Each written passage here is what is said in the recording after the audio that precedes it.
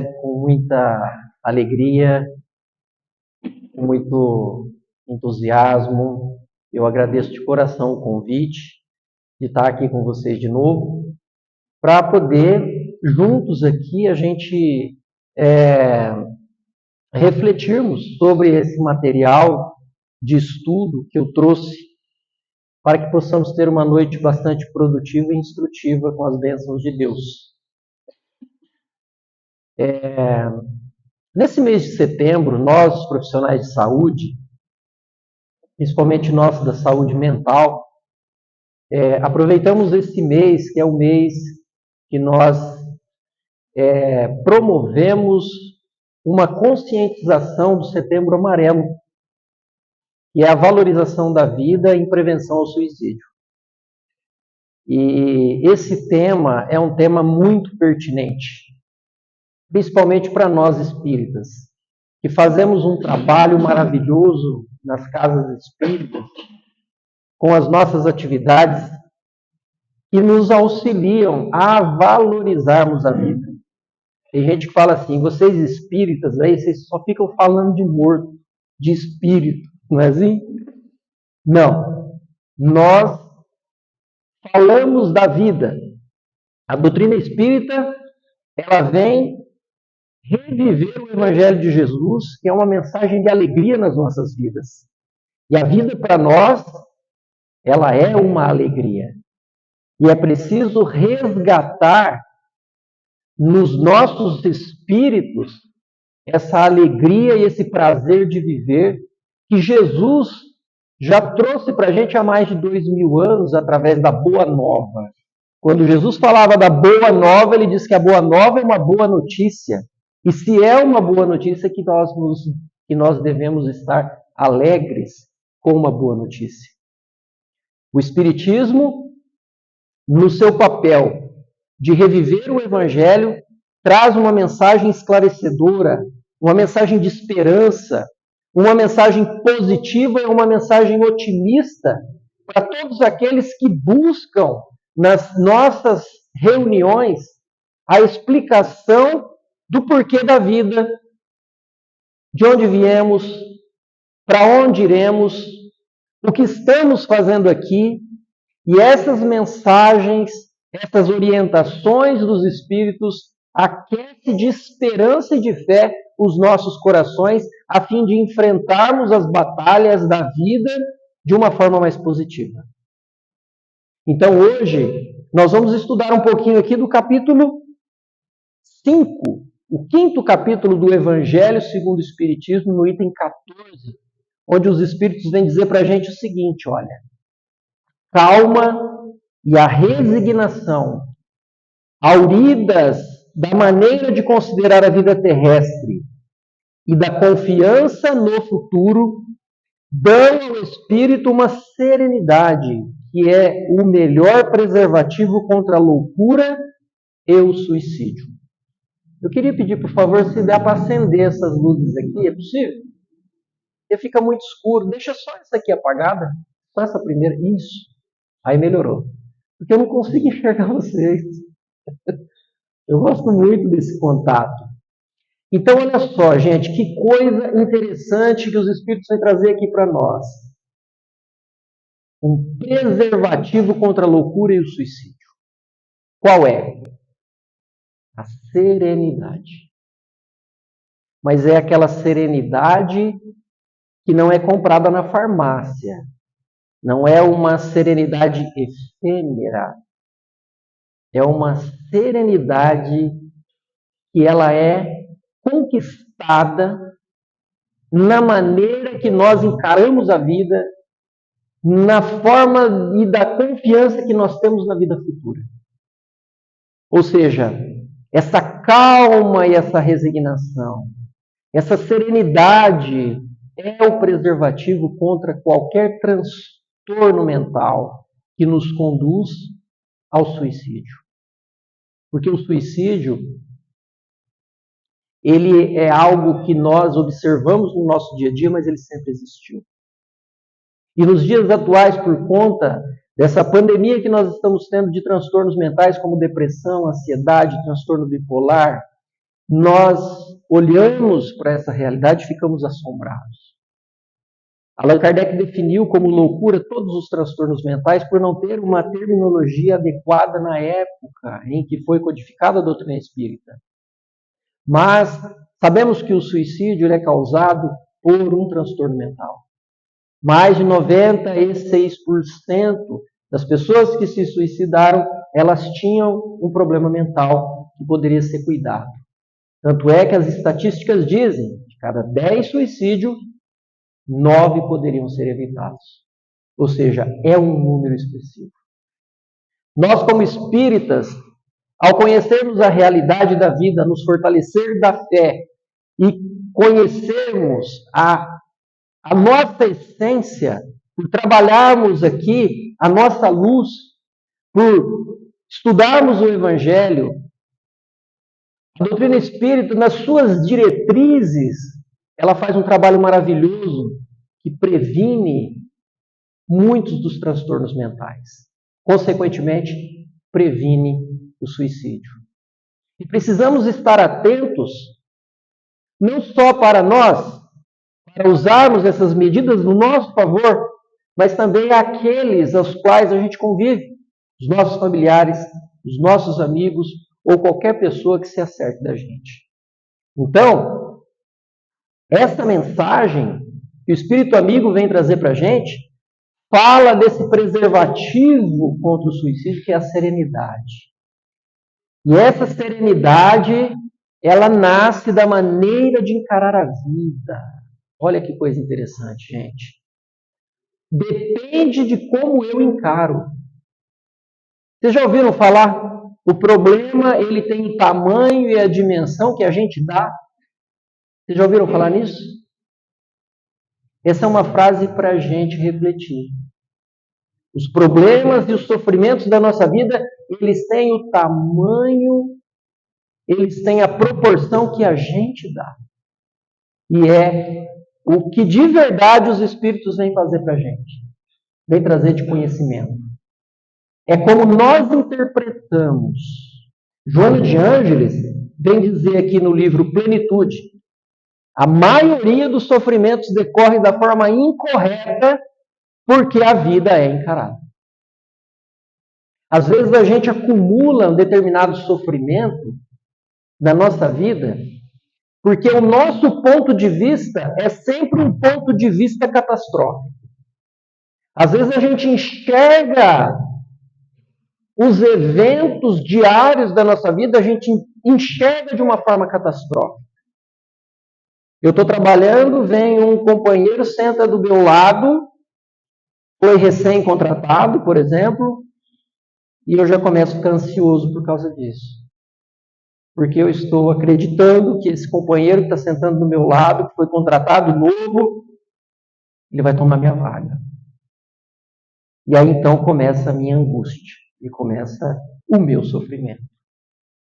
Ao perceber na minha companheira ou no meu companheiro um comportamento diferente do padrão, eu já começo a entrar num estado de alerta e de alarme, porque soa em mim o alarme da rejeição. E eu acredito que eu vou ser abandonado. E ali eu começo a sofrer.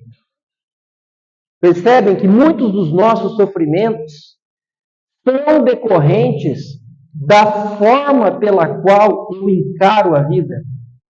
Porque eu atribuo a isso, gente, olha que interessante, eu atribuo a isso uma verdade, mas que só está dentro da minha cabeça. Eu vou ser demitido, por exemplo. O problema que eu tenho, a doença que eu estou vendo aqui no meu exame é incurável.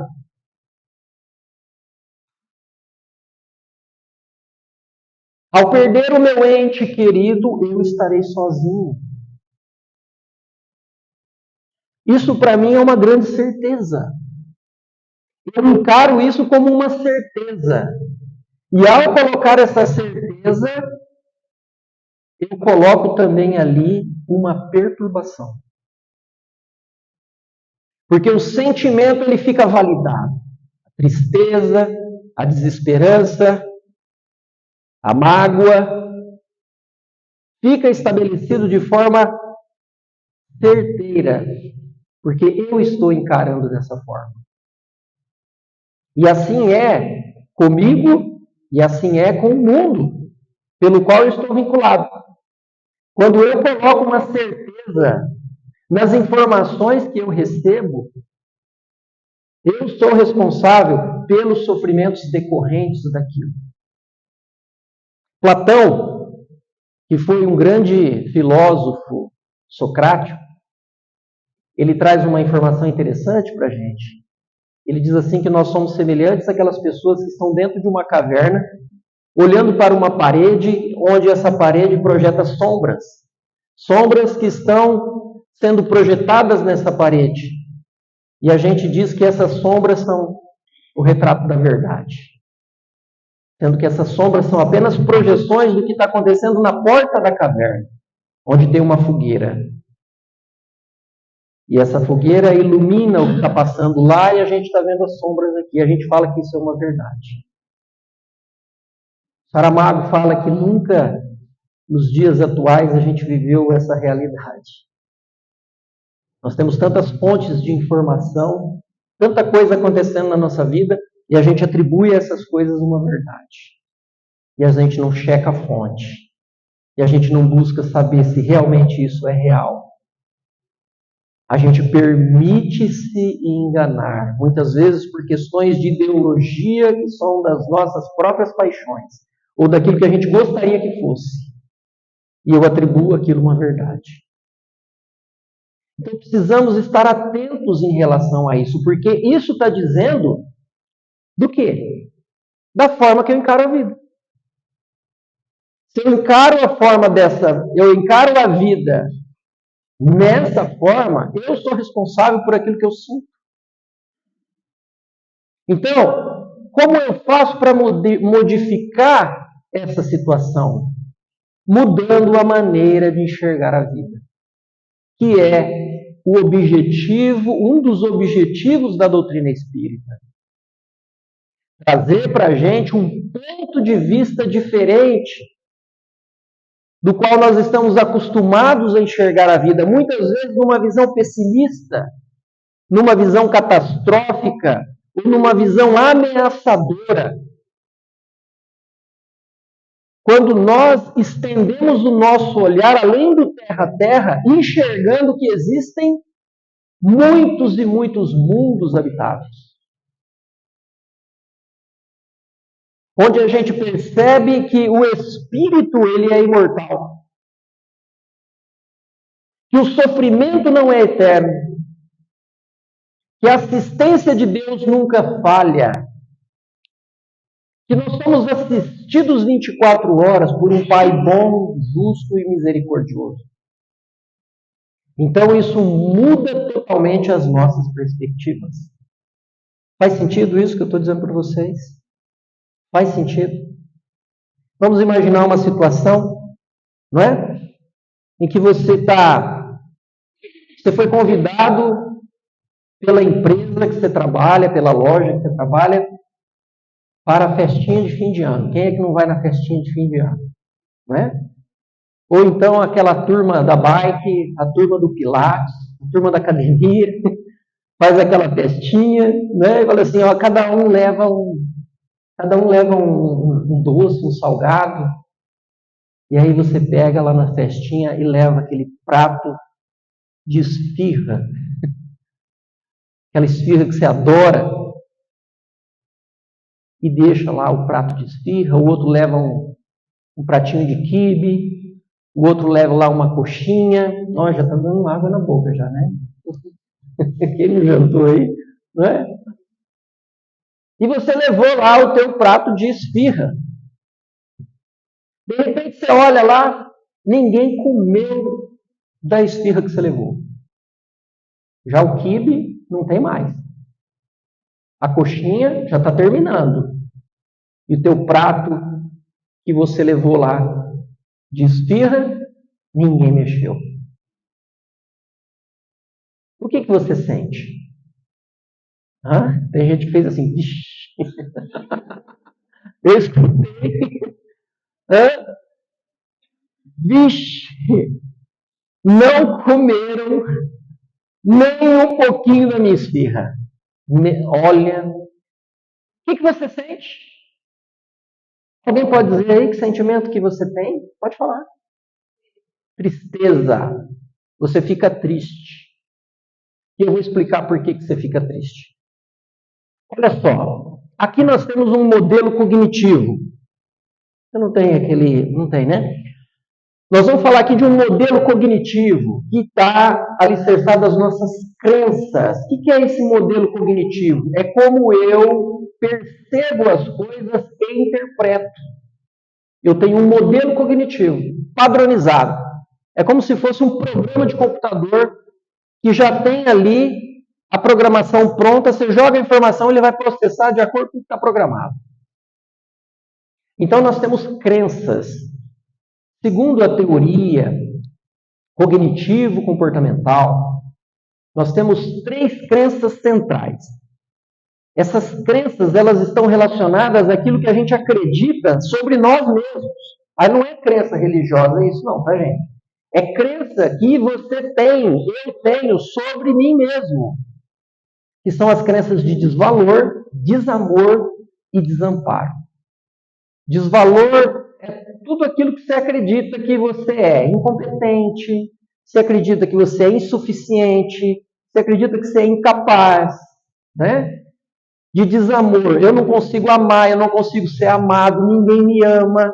E o desamparo é as crenças de rejeição que você tem, de não aprovação, as crenças que você traz de abandono, de solidão, ou seja, o desvalor, o desamor e o desamparo está presente nas nossas vidas. Cada um de nós tem essas crenças estruturadas, uns mais, outros menos. Então vamos pensar no prato de esfirra. Você ficou triste, não foi? O que mais você sentiu? Tristeza, raiva, não foi? Por que a gente fica triste? Por que a gente fica com raiva? Porque nós estamos interpretando esse fato pelo ponto de vista dessas crenças. De acordo com esse modelo cognitivo que a gente traz sobre nós mesmos. A pessoa que traz uma crença de rejeição, por exemplo, ela acredita que ela é rejeitada, ela acredita que ela não é aceita, ou ela acredita que ela é incompetente. Quando isso acontece com ela, vai vir um pensamento na cabeça dela. Que pensamento vocês acham que vem na cabeça da pessoa? Para ela ficar triste, para ela ficar com raiva. Hã? Desvalor, né? E o que a pessoa pensa? É comum que ela pense assim: ninguém quer saber da minha esfirra. As pessoas não gostam de mim. Não é? Eu coloco o pessoal ali. Não gostaram das minhas esfirras, não gostaram de mim. Ou boicotaram as minhas esfirras. Eu tenho certeza que isso aqui é boicote da fulana. Não é? Foi ela que já falou que não era para comer. Ah, mas ó, eu sei, porque aqui nesse departamento ninguém gosta de mim. A rejeição. A crença do desamparo. A rejeição. A pessoa acredita que ela não é bem-quista no setor. Então ela vai interpretar isso como uma rejeição. Ela vai interpretar isso aqui como uma desvalorização dela. Ela vai tomar para o pessoal. Perceberam? Daí o sentimento de tristeza, daí o sentimento de raiva que ela vai sentir. Perceberam como que acontece? Isso faz sentido para vocês? Nesse instante a pessoa vai sofrer. Ela vai entrar num processo de sofrimento ali. Justamente porque ela está pensando pautadas nas crenças de desamparo, de desamor e de desvalor que ela traz de si mesma. Então, esse modelo cognitivo, ele só funciona porque não existe o alto amor. Quando a pessoa não se ama de verdade, quando a pessoa acredita no seu desvalor, desamor e desamparo, ela não reforçou os seus valores, ela não reforçou as crenças de amparo, de assistência que ela tem, de proteção, ela não reforçou as suas crenças contrárias de amor.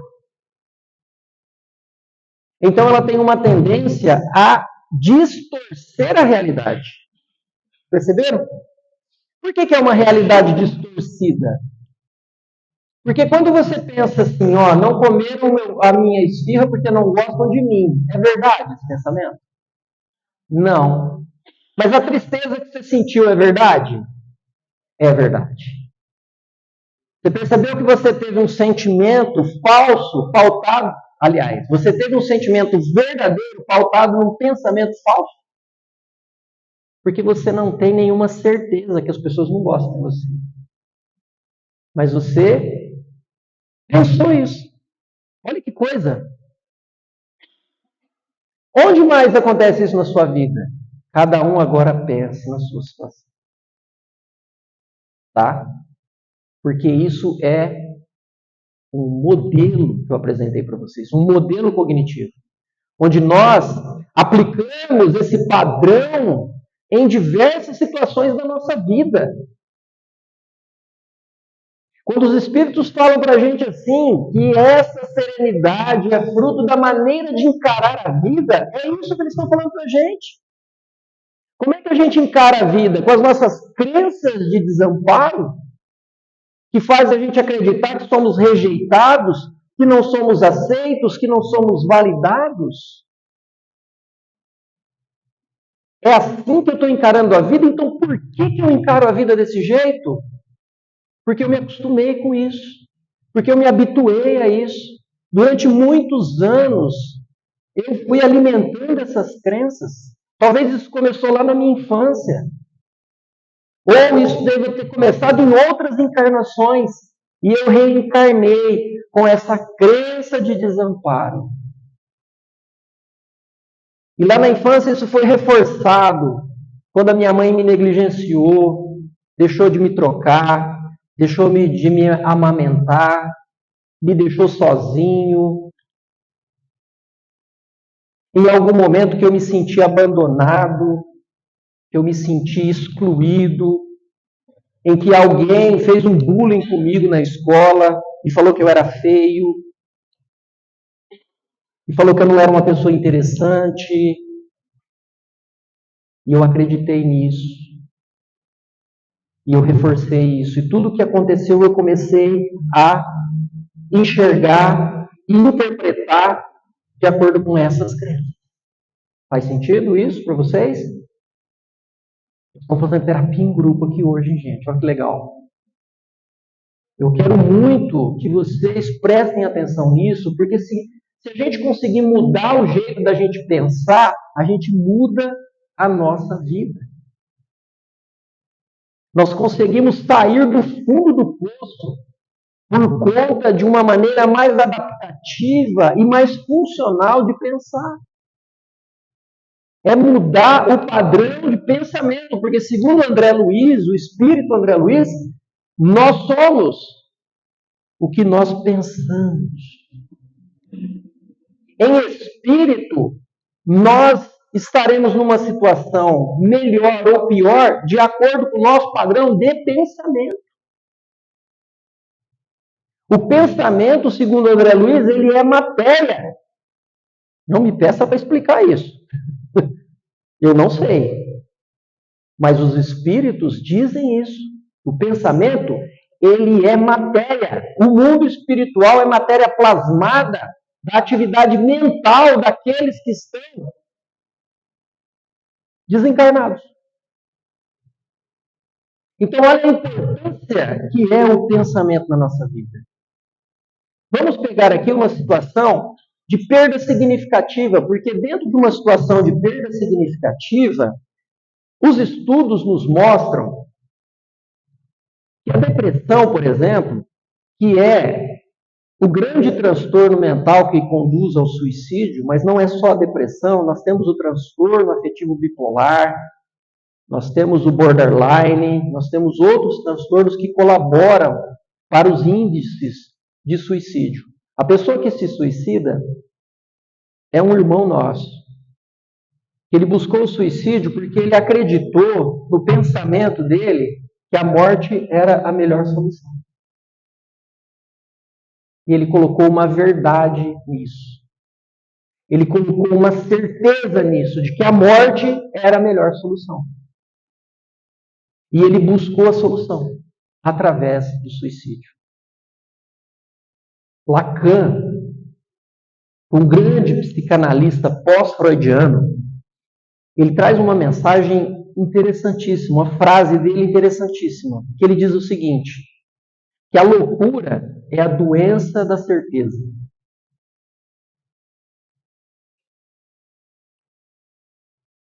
Ou seja, a pessoa que ela sempre tem certeza de alguma coisa, pode duvidar da sua sanidade mental.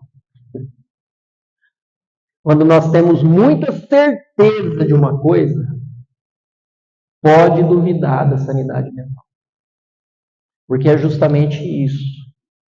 Quando eu coloco uma coisa na minha cabeça e eu atribuo a essa afirmação que está no meu pensamento como uma certeza, eu não questiono. Dentro de uma situação de perda significativa, as pesquisas nos mostram que a depressão ela está relacionada, muitas das depressões estão relacionadas à perda significativa. Um ente querido, um emprego, o status social. Ou seja, qualquer coisa que seja importante para a pessoa, o seu pet, perdeu a casa, a pessoa tende a entrar num estado de tristeza, de melancolia, de apatia persistente. Nisso se caracteriza a depressão. E ela passa a ter pensamentos de morte. Então, nessas situações, existe um modelo cognitivo que reforça o sintoma da depressão. E esse modelo cognitivo, ele está pautado nas crenças de desvalor, desamor e desamparo. Os pensamentos renitentes, pensamentos recorrentes, são pensamentos afirmativos, como, por exemplo, estou sozinho, a pessoa perdeu um ente querido, ela experimenta a dor da solidão. E o pensamento automático que vem na cabeça dela é isso, eu estou sozinho, eu sou sozinho. Ela perdeu o emprego, ela sente a dor do abandono. E ela pensa, eu sou incapaz. Eu sou incompetente. Jamais eu vou arrumar outro emprego igual esse que eu tinha. A pessoa teve por exemplo, um diagnóstico. Então ela olha o diagnóstico e vai fazer a pesquisa no Dr. Google, não é assim? Vai lá no Dr. Google e faz o diagnóstico. Aí, na hora que você viu o Dr. Google, tá lá que você vai morrer daqui meia hora. A pessoa olha para aquilo e já pensa, essa minha doença é incurável. Jamais eu vou sair dessa situação. Olha os pensamentos. Melhor seria que eu desaparecesse. A morte é a melhor solução. Isso são pensamentos automáticos, recorrentes, que muitas vezes, na maioria das vezes, as pessoas elas não têm consciência. Isso acontece muito no nível inconsciente. Mas acontece. Tanto é que eu fiz aqui com vocês o teste do prato de esfirra e vocês viram como que esses pensamentos aparecem. E eles surgem assim. Tristeza, ansiedade, medo, raiva e desesperança são sentimentos que são construídos a partir desses pensamentos. E aí o comportamento, isolamento, tentativa de suicídio, tristeza, recorrente. Os comportamentos são esses. A pessoa se isola ou a pessoa ela busca a saída ou a fuga através do suicídio.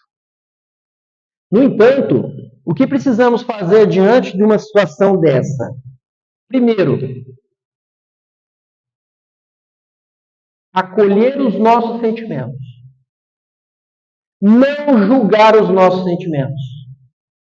Entender que esse sentimento que a gente está tendo de ansiedade, medo, raiva, desesperança, é fruto de uma doença. Nós estamos doentes da mente e do espírito. E precisamos acolher isso em nós mesmos. Se você tem um familiar que passa por uma situação dessa, acolha. Dê a ele acolhimento. Não julgue. Não fica dizendo para ele, levanta dessa cama. Você precisa trabalhar. Isso é falta de fé em Deus. Não é falta de fé em Deus. Não é falta de vontade de trabalhar. Não é frescura, não é vagabundice. A pessoa está doente. E para sair dessa situação, ela precisa de ajuda. Ela não consegue sair sozinha. E isso a deixa mais triste ainda, porque ela sempre gostou de trabalhar. E agora ela não consegue. E quando a gente fala isso até no intuito de ajudar, a gente está mais atrapalhando do que ajudando. A família é um apoio fundamental. É um apoio social que nós precisamos. Mas muitas vezes a família atrapalha. Nem toda a família ajuda. Às vezes a própria família é a causadora da pessoa estar daquele jeito. Justamente porque falta empatia dentro dos lares. Falta entendimento. Falta acolhimento. Falta informação. Então é nessas horas que a família ela vai mostrar toda a sua força para poder resgatar a pessoa daquele sofrimento. Só que também é exatamente nesses momentos que a família mostra toda a sua fraqueza. Quando ela não consegue ajudar, quando ela não apoia, quando ela julga, quando ela não coopera. Então, esses pensamentos automáticos, eles precisam ser trazidos para a razão, trazidos para um nível consciente, e a gente vai questionar esses pensamentos. A gente vai botar um ponto de interrogação enorme nesses pensamentos. Porque esses pensamentos, eles são uma certeza. E a certeza é o quê? Loucura. A certeza é loucura. Eu sou sozinho, eu estou sozinho, é verdade isso? Você não tem certeza disso. Você não tem certeza. Você não tem vizinhos? Você não tem nenhum familiar? Você não tem os companheiros aqui da casa espírita? Olha como é importante nós exercermos aqui dentro uma relação interpessoal pautada na familiaridade. Allan Kardec falava que ele preferia vários centros espíritas pequenos do que centros espíritas grandes. Vocês sabiam disso? Sabe por quê? Por causa do vínculo. Allan Kardec estava falando de vínculo lá em 1840, coisa que a psicologia fala hoje. A necessidade de fortalecimento de vínculos. Nós precisamos ter vínculo. Porque às vezes um companheiro chega aqui e ele é invisível. Ninguém conversa com ele. Está precisando de ajuda, precisando de orientação. Orientação espiritual e orientação médica também, às vezes. Para ele não se sentir tão sozinho como ele acredita que ele é. Então nós temos uns aos outros aqui dentro da casa espírita para aplacar esse medo que nós temos do enfrentamento da solidão, onde a gente vai colocar uma certeza que nós somos sozinhos. Sou incapaz, sou incompetente. É verdade que eu sou incapaz, que eu sou incompetente? Às vezes eu estou acreditando que eu sou incapaz e que eu sou incompetente porque eu perdi esse emprego, mas quem garante para mim que eu não vou arrumar um emprego melhor que esse? Quantos exemplos eu já não tive de pessoas que perderam o emprego, se reciclaram, fizeram curso, se aperfeiçoaram e arrumaram um emprego muito melhor? Será que a vida não está me empurrando para eu me aperfeiçoar?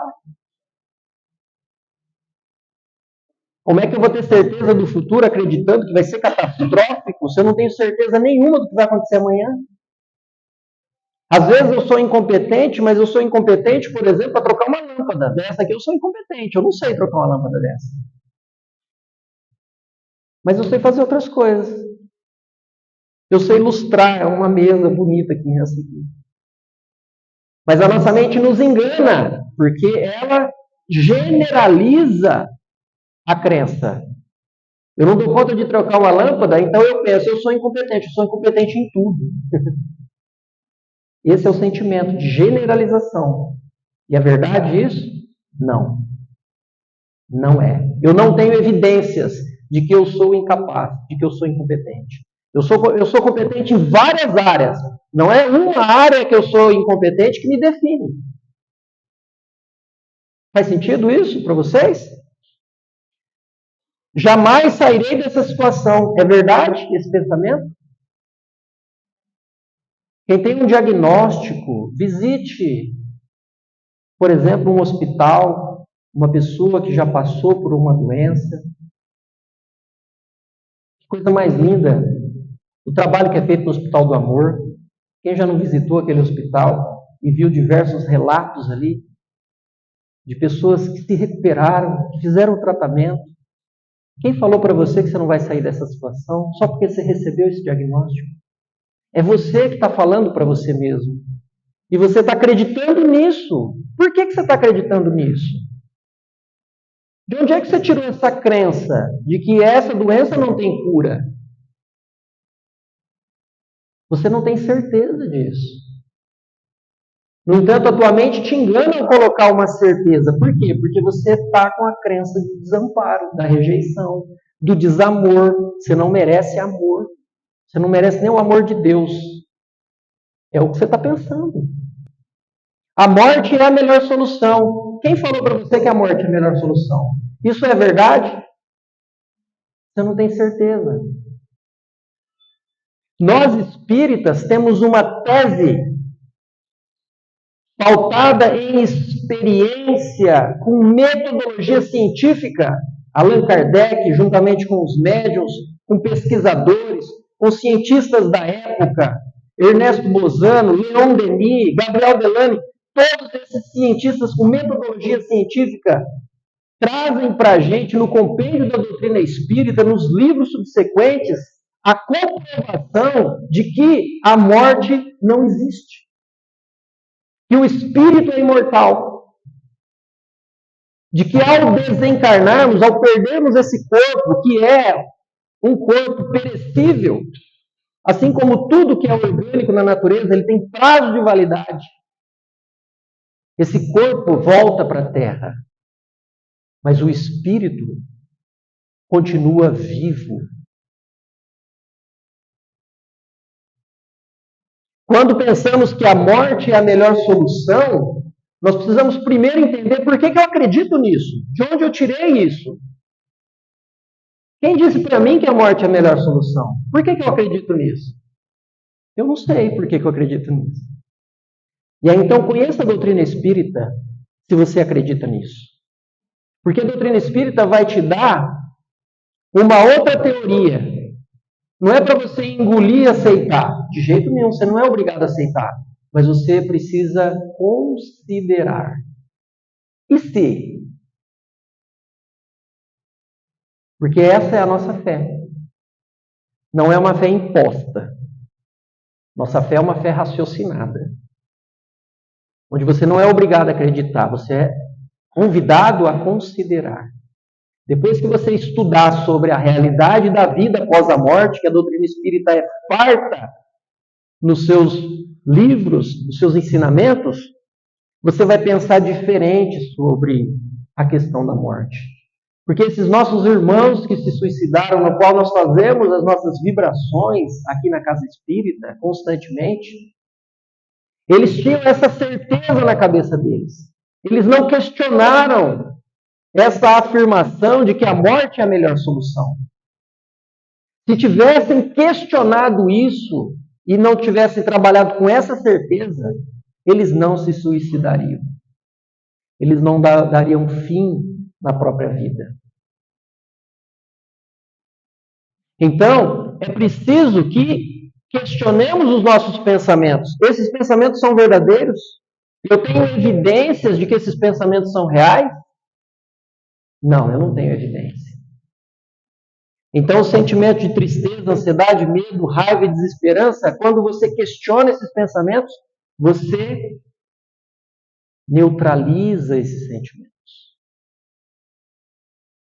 Eles não se tornam tão grandes quanto eram antes. Então, nessa situação, o que podemos verificar? Os sentimentos, eles passam a ser sentimentos de esperança. A esperança, a fé, é a grande mensagem que Jesus vem trazer quando ele vem falar para a gente de Deus. Porque Deus, como a inteligência suprema e a causa primeira de todas as coisas, segundo consta na questão número 1 do Livro dos Espíritos, sendo Deus a inteligência e a causa primeira de todas as coisas, a gente reflete sobre isso e pensa, se ele é a inteligência suprema e a causa primeira de tudo, então tudo está subordinado a Deus.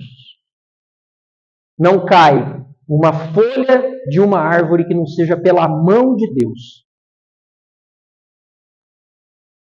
Jesus nos disse que até os fios de cabelo das nossas cabeças, eles estão contados. Ou seja, Deus, ele vê a nossa dor. Deus sabe da nossa dor. Deus permitiu a nossa dor. Embora ainda não compreendemos a origem, a causa, mas nós sabemos que ele é puro amor, que nos ama e nos criou. Então ele deve saber o que ele está fazendo. Nisso a esperança aquece o nosso coração e nos dá força para enfrentarmos. Porque nós aprendemos a amar esse Deus. Nós aprendemos a confiar nesse Deus. E o que esse Deus nos pede? Que confiemos em nós mesmos. Que confiemos nas nossas forças. Como diz Jesus, brilhe a vossa luz. Podeis fazer o que eu faço e muito mais, se o quiserdes. Vós sois o sal da terra, vós sois a luz do mundo. O que Jesus faz aqui com a gente? Ele reforça as nossas crenças de amor, a crença de valor, a crença de amparo. Desconstrói essa crença secular que nós trazemos de tantas e tantas existências, do desvalor, do desamor e do desamparo. Desconstrói e constrói uma nova crença. E é isso que nós devemos fazer.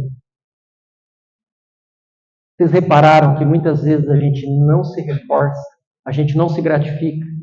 Muitos de nós não sabemos nem receber um obrigado. A gente se acredita indigno de receber um agradecimento muitas vezes. É humildade. Não, isso não é humildade, não. Pelo contrário. Humildade não é isso. Nós precisamos reforçar os nossos potenciais. Se alguém te fez um elogio, agradeça o elogio e diga para si mesmo, eu sou bom nisso que eu faço. Não é para sair gritando para os outros e falando, que aí é orgulho. Mas se você diz para você mesmo, diga para você mesmo, se parabenize. Ó, Evaldo, você está de parabéns. Realmente, eu fiz um bom trabalho. Realmente, eu sou competente naquilo que eu faço. Realmente, com a ajuda de Deus, eu saí dessa situação. Eu fui atrás, eu enfrentei essa doença. Eu acreditei em mim mesmo, acreditei nos médicos, eu acreditei no tratamento. Se reforce. Dê créditos a você. Porque quando você faz isso, você desconstrói essas crenças de desvalor, de desamparo. Você só desconstrói isso construindo novas crenças, pautadas no amor. O amor é a maior força do universo. Fora da caridade não há salvação, porque é na caridade que nós exercitamos o amor. É o amor que nos cura. O remédio para tudo está na fé e está no amor. Quando eu amo primeiramente a mim mesmo. Senhor, qual é o maior mandamento? Perguntaram a Jesus. Jesus falou assim: ama a Deus sobre todas as coisas, com toda a tua força, com todo o teu espírito. E ama o teu próximo como amas a ti mesmo. Perceberam que Jesus colocou uma condição para a gente amar e a gente esquece dessa condição. A gente acredita naquela ideia romântica que eu tenho que abrir mão de tudo e amar as pessoas, esquecer e me sacrificar por isso. Sacrifício é outra coisa que a gente pode entrar num outro capítulo. Mas Jesus colocou primeiramente o amor próprio. Como é que eu vou amar os outros se eu não consigo amar a mim mesmo? Eu não gosto de mim mesmo. Como é que eu posso gostar de alguém? Se eu não gosto de mim,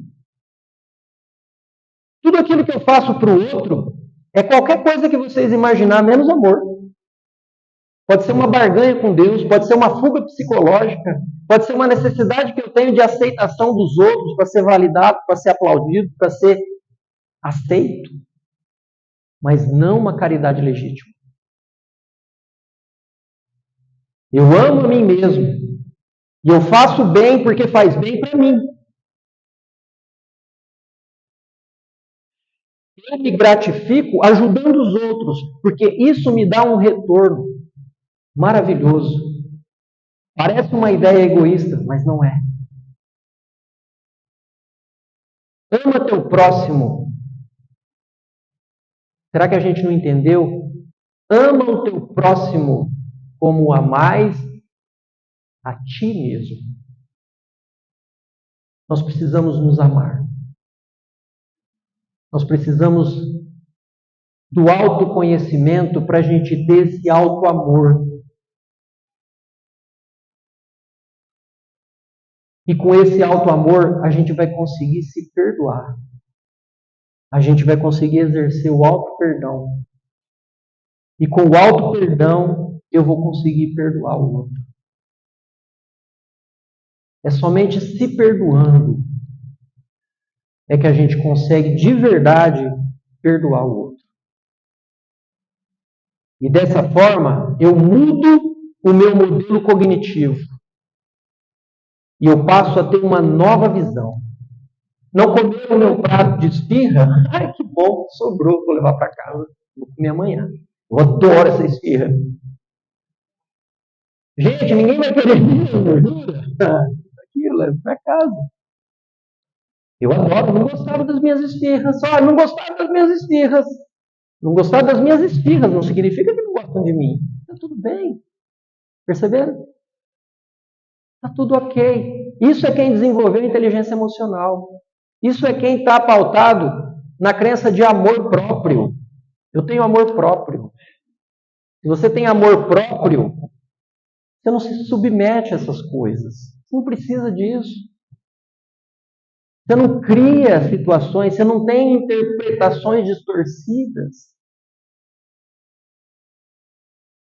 O meu problema é difícil, tá? Mas eu já passei por problemas difíceis já na minha vida. E eu superei. Eu estou aqui. Será que esse problema também eu não vou superar? Quem me garante que eu não vou superar esse problema também? Então eu vou enfrentar. O que a vida está pedindo para mim? Enfrentamento. Ah, e se esse problema não tiver solução? Está na mão de Deus. Eu entrego para Ele a minha vida. Porque se a morte vier me colher, todo mundo morre. Ninguém fica para semente. Só que eu vou morrer lutando. Até o último suspiro. Sabe aquela ideia da pessoa disse que ela estava num velório? E ela falou assim: o que você gostaria de que as pessoas falassem no seu velório?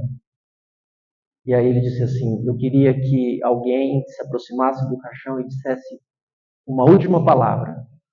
Ele está mexendo.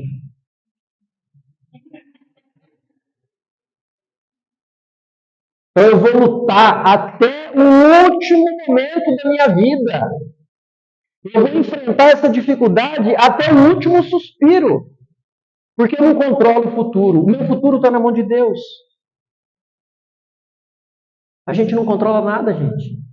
A gente não sabe o que a gente vai fazer daqui 5 minutos. Concordam? Não vos inquieteis pelo dia de amanhã.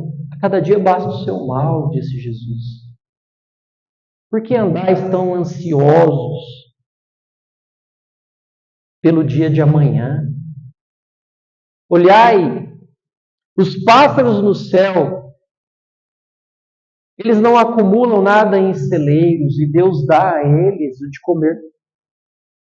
Olhai os lírios, como crescem os lírios do campo, eles não ceifam, eles não fiam, e Deus dá a eles o de vestir.